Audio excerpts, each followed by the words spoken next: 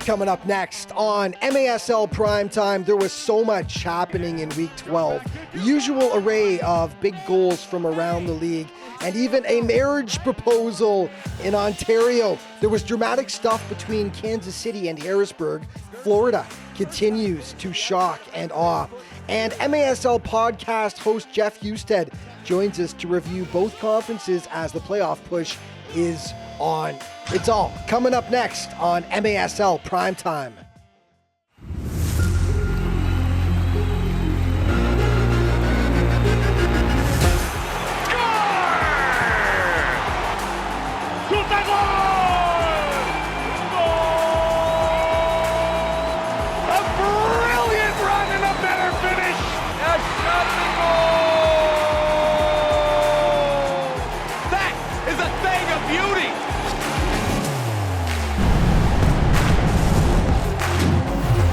This is MASL Primetime. Welcome back, everyone. I'm Alex Bastiavansky. The Florida Tropics entered this season projected to be one of the most improved teams in the MASL, with some big free agent signings complementing an already solid base. It was thought the Tropics could do some damage.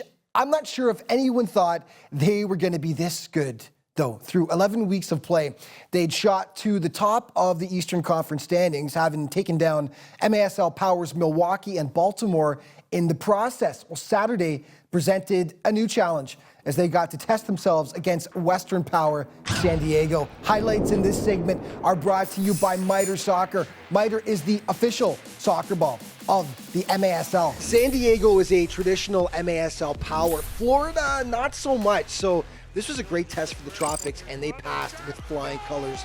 Drew Ruggles makes it 1-0 for the home side. The blue and gold equalize in the second. Taylor Bond, Roof Daddy. Nothing Hugo Silva can do about that one. It's 1-1. Second half, Victor Pereras took over for Florida. First, he pounds the shot past Pardo to make it 2-1. Soon after, Anthony Arico gets chopped down by the keeper, so penalty kick is called. Pereras takes it, and beautiful moves as he adds another tally for FLA. With the score 3-2, Matt Clare rips home the pass from Gordy Gerson, and then some textbook arena soccer from the Tropics off the boards to Clare once again. There was plenty to celebrate in Lakeland on this day. That is another statement win for this Tropics team who shot to the top of the Eastern Conference. Okay, the Milwaukee Wave hosting the Harrisburg Heat. Marcio Lete gets the ball rolling for the Wave in the first quarter as he knocks it past Jesus Molina. And then one of the goals of the week in the second quarter, Derek Huffman off the glass to Andre Hain. That is how you get it done in arena soccer. 2-zip in the fourth quarter, up 4-2. Max Ferdinand hits it past Molina. The Wave up 5-2 at home. What could go wrong? Everything, as it turned out. William Eske makes it 5-3. 4 minutes later, Malcolm Harris follows up and draws to within one. And then gorgeous passing as Daniel Villela and Dom Francis hook up. Tied game. Then, with just over a minute to go, Marcel Berry pots the winner for Harrisburg. Massive comeback, massive win by the Harrisburg Heat, who stormed back in Milwaukee to take down the Wave on their home floor, no less. Ontario hosting Mesquite, and the Outlaws have struggled lately. They'd lost 4 straight heading into this one, and things got no better. Justin Stinson draws first blood, 8:16 in. Late in the quarter, Juan Gonzalez hammers it right up the middle. No fancy stuff needed. It was 2-0 Ontario. A second quarter, Thiago Gonzalez finds the back of the net to make it 3. And yeah, Thiago celebrates in style.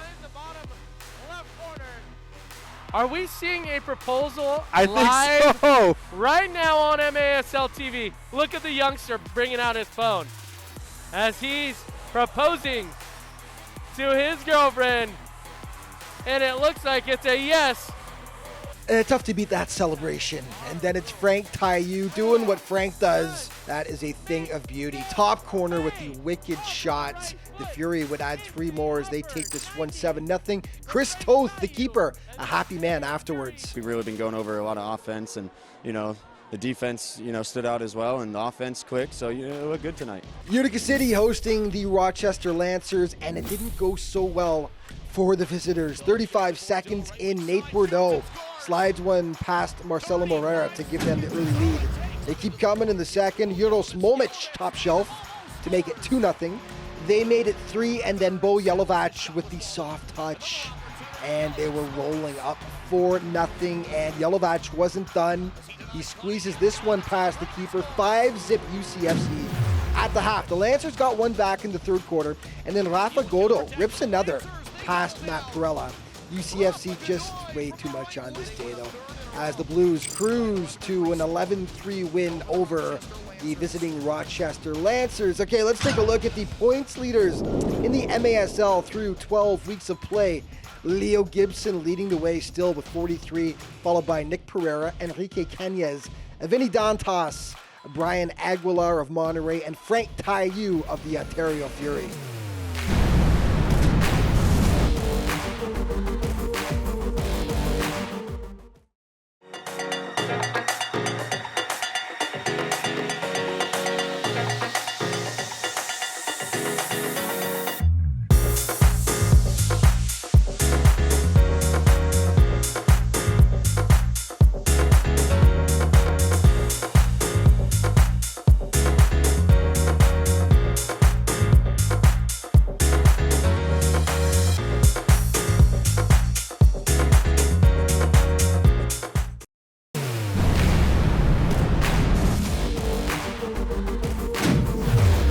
Hey, welcome back to MASL Primetime.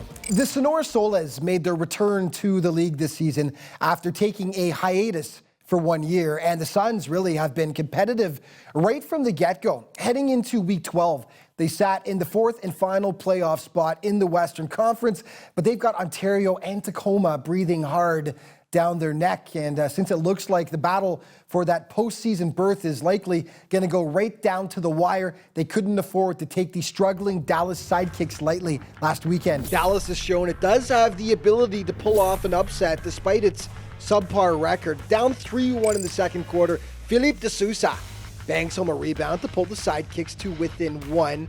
Christian Espinoza responds for Sonora, though, tucking it just under the bar. Good heads-up play here by Ricardino Cavalcante as he steals, floats it into the open net. Second half, now Dallas down 6-4, staying close. Cavalcante notches his second of the day, and it was just a one-goal game. Sonora not having it, though. No upset. Daniel Lopez makes it 7-5, and the Soles would hold on the rest of the way as they down the pesky Sidekicks 11-7. The ambush taken on the Harrisburg Heat. Elton de Oliveira will open the scoring here for Harrisburg, banging home the second chance to make it 1-0 for the Heat. Stephen St. Louis evens things up, though. Great rush. Shrugs off his defender, and then Stephen puts it home to make it 1-1. Back and forth they went. Tavoy Morgan, backdoor, tickles the twine and gives Harrisburg a 2-1 advantage. Tony Walls, though, sets up Douglas Dos Santos, the perfect pass, the good finish. 2-2. The ambush would actually go up 4-2, but then Morgan gets his brace to pull the Heat within 1. The St. Louis would pad its lead with the beauty, though. Look at the dummy. And then the finish. The screamer by Dudica Carvalho. And take another look here. Zero chance for keeper William Bonahane on that one. St. Louis holds off Harrisburg as they pick up the big 9-6 victory, and yeah, they were dancing. The Milwaukee hosting the KC Comets, and no upsets on this day in Milwaukee. Max Ferdinand gets the wave on the board late in the first quarter. In the second, Ian Bennett goes to work for the home squad, just too strong on the rush here as he shrugs off his man and beats Nicola Nato, and then gets some fan love afterwards. With the score 3-1, Nato makes a fantastic stop right there, but the Canadian assassin there to pound home the rebound. Bennett had 4 on the day for the Wave. Second half now with the score 6-1, smooth passing by the Comets. John Sosa makes it a 4-goal game. The Wave would continue to add to that lead until Kyle Williams smokes it past the keeper to make it 8-3. The Comets had to take some chances to make up the difference. Marcio Lete floats it into the open net as the Wave were trying to get some more consistency back into their home performances this season after losing a couple of surprising games, you could say. This one was never in doubt, though, as Milwaukee drops the KC Comets by a 12-5 score. Okay, Orlando had just a single win coming into this game, but they stayed close with San Diego. Tied 1-1 in the first. Brandon Escoto gives the Sockers a 2-1 lead. The Seavulls would equalize. Not pretty, but I'll take it. Rafa Tobias with the tally. Up 3-2 in the second half. Craig Childs, the man, the legend, doubles up San Diego's advantage. And just 24 seconds later, Leo de Oliveira makes it a 3-goal Sockers lead. Now down 6-2, Jeff Michaud tattoos the offering. 0 chance for Daniel Arriga on that screamer. Childs responds with some TNT as well, though. The perfectly placed free kick. Orlando does stay close all game long, but ultimately it's the Sockers getting the 8-5 road win. Monterey had lost just a single game all season, and Dallas would be hard-pressed to change that. They did grab the early lead, but then Edgar Gonzalez, playing his first game since December, ties it up 1-1. And getting Gonzalez back is like the rich getting richer. So many weapons on this Monterey team. Gonzalez makes it 4-1 with that beauty. Down 5-1, Diego Barato puts home the Freddie Mugin feed, but nothing was going to slow down the Flash on this day. Sweet passing here. Omar Santillan with the tally. 14-4 Monterey. Your final score over Dallas. Okay, Baltimore and Rochester faced off as well, and the Blast were firing on all cylinders. Mike Diesel drawing first blood for Baltimore with the huge shot right there. But the Lancers would hit back with 2. Jeremy Lonkeo, huge shot to beat William Van Zela. And then in the dying seconds of the first, Frankie Siliberto just beats the clock with 1 second remaining. The Lancers had the lead. It took the Blast, though, just 4, yes, you heard that right, 4 seconds to equalize in the second. Vinny Dantas makes it 2-2. Second half, leading 4-3, Mohamed Ndiaye crushes it just under the bar. Richard Sherman makes it 6-3 for the Blast. And then Lucas Roque adds to the fun. Fun for Baltimore anyway, not for Rochester. They get smoked in this one, 14-5, your final.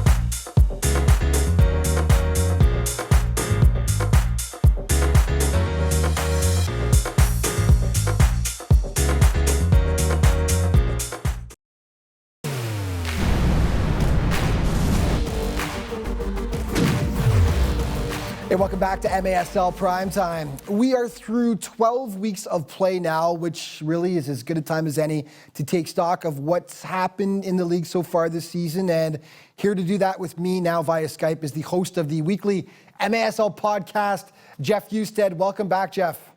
No, thanks, Alex. Well, thanks for having me back on. Absolutely. Well, you're the guy to talk to about this. The last time we did this actually was after 1 month of play when things were really kind of just getting started, right? Lots happened, obviously, since then, and we're able to get a better feel for sort of who's a contender and who's a pretender at this point. So let's start with a quick look at the Eastern Conference standings here through 12 weeks of play.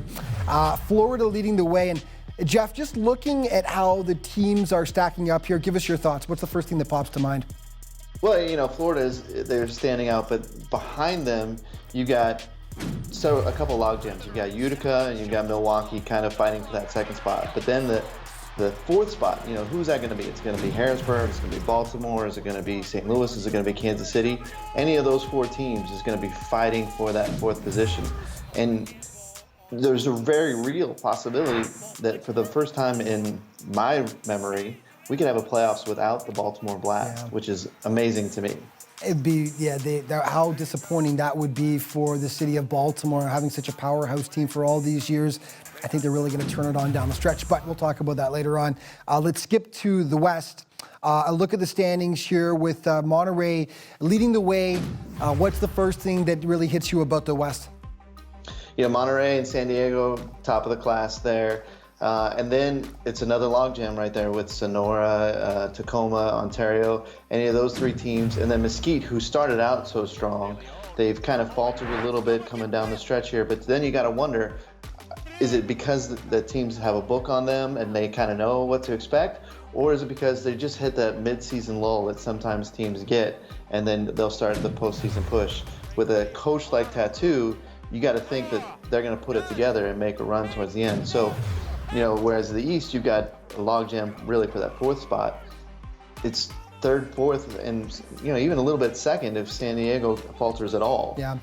In the West. Yeah, agree though. Mesquite they haven't played like an expansion team. They've been really quite impressive so far this year. Monterey, to stick with the West for a second, utterly dominant up to this point. Did you expect the Flash to be as good as they've been this season? Monterey's just been consistent since the get-go. They're very good. They come out with solid play every week. And I heard somebody talk about it on a broadcast this week. They're non-traditional for indoor soccer, where you'll have guys post up and be a target player in most teams. They just send wave after wave after wave of players towards the offense. And as a defense, it's hard to mark up against that and hard to know what you're going to face even from play to play. Right. Do you think they have the most depth offensively of any team in the league? Offensively, yes. Yeah. You can go down their roster and they've got scorers, 7, 8 deep. Whereas some rosters, you've got 2 or 3 guys that you can count on just to be scorers. Yeah. Yeah, agreed. No. Back to the East, though. The Florida Tropics, 13-1 so far. And, while Monterey is a traditional MASL power, the Tropics are not. And they made some key signings in the offseason. So we all knew they were going to be much more competitive this year, but they've been just almost unbeatable, haven't they? They have been. And it's been great to see them to work together, and their pieces are just interchangeable. Whether it's Gordy Gerson, who's come back from injury and he's playing well, Victor Pereira's, all those guys, we're working together in a way that I didn't think a lot of people even knew was possible when you put that many superstars together. Yeah. I'm going to put you on the spot. We've got about a minute and a half left here. So if the regular season were to end today, who, Jeff Husted, would be your choice for MASL MVP? So that's a loaded question. It is. Because it's always a thing there. Are you talking about the best player in the entire league? Or to their team. Or the player who's most valuable to their team. So, in either case, you got to look at guys like Leo Gibson, Nick Pereira, those guys who, and I think you've talked about it before, they don't have the supporting cast around them that maybe they've had in the past. Or a superstars team, but yet they've propelled their team into the playoff conversation every week. Then you got guys like Frank Tayu, who's probably in the same boat, but then in Sonora you got Enrique Cañas, and you probably got about 3 or 4 guys from Florida and Monterey that you could put into that mix. So I'm going to say I'll see at the end of the year. You'll see at the end of the year. You're going to put it off a little bit, but what you're saying is true. But of course, when you look at a Leo Gibson, you look at a Nick Pereira and a Frank Tayu, all guys who are up near the top or at the top of the MASL scoring race, despite having the lack of a supporting cast offensively, says something, doesn't it? It's sure pretty does. amazing that they put up those point totals, yeah. But we're almost out of time. So I'm going to have you on again, and then I'm going to make you actually answer the question fully at the end of the season, okay? Okay. That's truly putting you on the spot. But hey, listen, love the MASL podcast. Keep it up, my friend, and we'll chat next time. All right, great. Thanks, Alex. All right, more MASL Primetime coming up in just a second.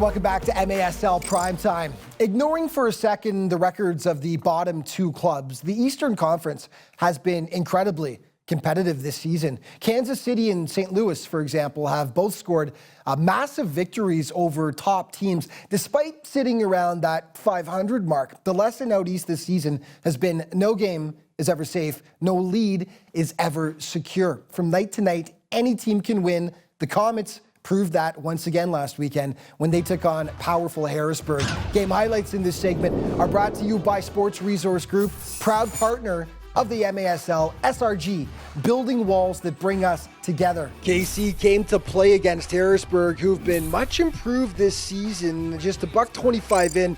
Robert Kelly, gorgeous left footer that beats William Banahaney, and it's 1-0 for the Comets. It takes the Heat just 23 seconds to respond, though. Marcel Berry on the doorstep knots it up at 1 apiece. Let's skip ahead to the fourth. Tied 4-4 at this point. Nelson Santana gives Harrisburg the 1-goal advantage, but with time winding down, Lucas Rodriguez pumps it into the net and sends this one to overtime, where the finish was crazy. Gibson shoots. Oh, the ball out front loose. Oh, with 3 seconds left, driven back in there, and it goes in! It goes in! It goes in the final seconds! It goes in, the Comets win! Unbelievable! How did that happen? 1 second left in overtime. Insane. Tacoma hosting Turlock. Big crowd on hand to cheer on the hometown Stars, and they loved what they saw. Nick Pereira had a huge game for Tacoma. Shocking, eh? 37 seconds in, he breaks the ice, making it 1-0 for the Stars. Later on, Alessandro Canali lays it off for Michael Ramos, and Ramos makes it 2-0 for Tacoma. This one is an absolute beauty. The passing, the boards use, the finish. Pereira again. 3-0 Stars. Second half, Tacoma leading 6-0 now. Adrian Gutierrez finally gets Cal on the board as he breaks the shutout, sliding it past keeper Danny Waltman. Tacoma was just clicking on this day. Corey Keats to Alex Megson. Beautiful arena soccer all around. Nick Pereira, happy to get 10 goals. Happier, though, afterwards, just to get the W on this day. The most important number on that board is that there's more of ours than there is theirs. So if it was 10, great. But again, really good crowd, good positive crowd, and everyone's excited. So we were excited too. Baltimore was hosting the Orlando Seawolves last weekend. They were banging the drum to get the home team going in Baltimore. But it's the Seawolves that draw first blood. Rafa Tobias gets it going for Orlando just 25 seconds in. And then it's Ryan Sandage back for Jeff Michaud. And he will hammer it home to make it 2-0 Orlando. Could an upset be brewing? Nah. Beautiful passing here. Jonatas Mello to Mike Da Silva to make it a 2-1 game. And then Vinny Dantas in his office at the side of the net evens it up to 2. Lucas Roque feeds Jamie Thomas. 3-2 blast after 15 minutes. Vinny Dantas just unstoppable when he gets going. Top shelf. Baltimore recovers from its slow start and cruises the rest of the way, taking it 14-3. Okay, let's check out the naughty list for week 12, and there was some stuff. Now, keep your eye on Ty Hall here of the Harrisburg Heat. This was against Kansas City, as he gets a 1-game suspension for a headbutt against the Comets, and that caused quite the melee in KC. Okay, the team of the week for week number 12, and it is Gibson of the Harrisburg Heat, Vinny Dantas, Daniel Villela, Michael Ramos, Douglas Dos Santos, and keeper Chris Toth of the Ontario Fury. And our Sport Turf Primetime Player of the Week, and it is Douglas Dos Santos, the defender for the St. Louis Ambush, who had a great game against Harrisburg, obviously great on the back end, and also added 2 goals against the Heat to give the Ambush the big victory. Congratulations, Douglas. And our Primetime Plays of the Week, starting with number 5, it's Passing Perfection by the Tacoma Stars. Tic-tac-toe, Nick Pereira with the big finish. Number 4, Craig Childs of San Diego, the scintillating strike from another zip code against Orlando. Number 3, Judica Carvalho of St. Louis. This thing was on a rope. Absolutely gorgeous shot as the Ambush took down Harrisburg. Number 2, Frank Taiyu. How many times have we seen him do this? Doesn't matter where Frank is on the pitch. Give him an inch, and he will take a mile. And number one, Derek Hoffman to Andre Hayne of Milwaukee. I'm not sure if the pass or the finish is better, but they are both insane. That's as good as it gets. And that is our prime time play of the week. And that's it for this week. All out of time, but just a reminder, MASLsoccer.com is your home base for absolutely everything in the Major Arena Soccer League, and there's all kinds of other social media to keep you up to date as well. Thank you so much for watching. We'll see you next week.